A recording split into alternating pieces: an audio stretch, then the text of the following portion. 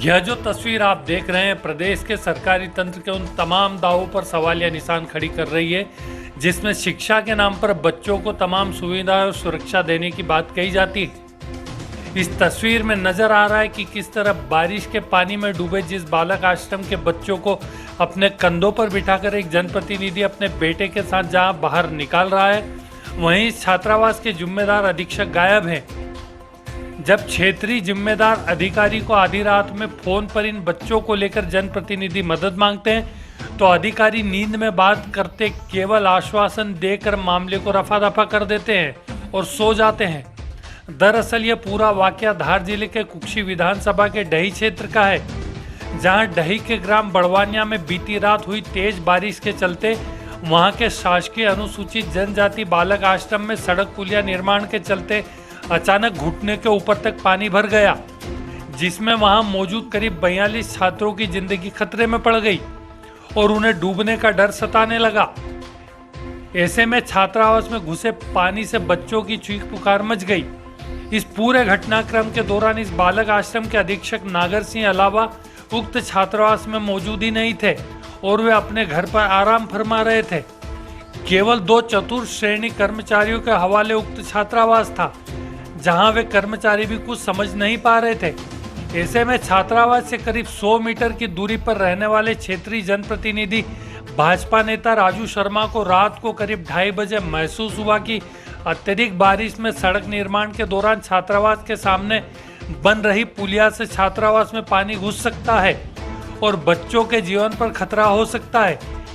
ऐसे में उन्होंने आनन फानन में अपने बेटे बंटी शर्मा को साथ में लेकर अपने घर से 100 मीटर की दूरी पर स्थित छात्रावास निजी वाहन से पहुंचे और पानी में गिरे छात्रावास में घूप अंधेरे में बेटे के साथ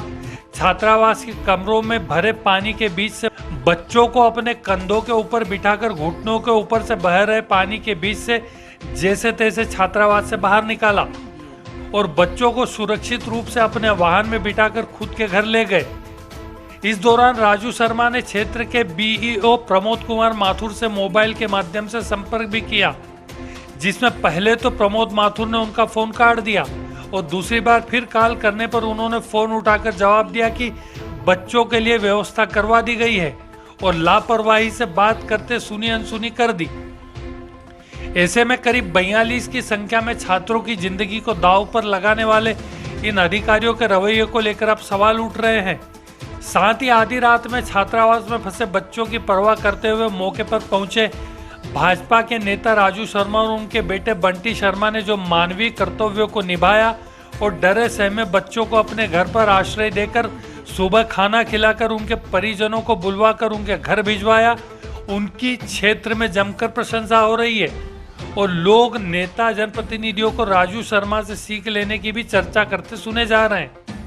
सुबह करीब 11 बजे क्षेत्रीय बीओ प्रमोद कुमार माथुर तो घटना के बाद बच्चों की खैर खबर पूछने पहुंचे,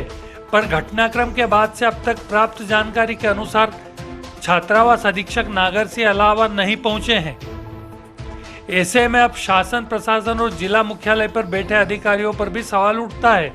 कि जब सरकारी तंत्र जिले में तेज बारिश की भविष्यवाणी कर सकता है तो छात्रावास में सरकारी संस्थानों में पढ़ने वाले बच्चों की सुरक्षा को लेकर उनकी चिंता कौन पालेगा और हॉस्टल संभालने वाले जिम्मेदार अधीक्षक और जवाबदार अधिकारियों को पहले से इस तरह की आपदा को लेकर सतर्कता की कोई जिम्मेदारी है भी या नहीं। अब इसकी जवाबदेही भी तय होना जरूरी है।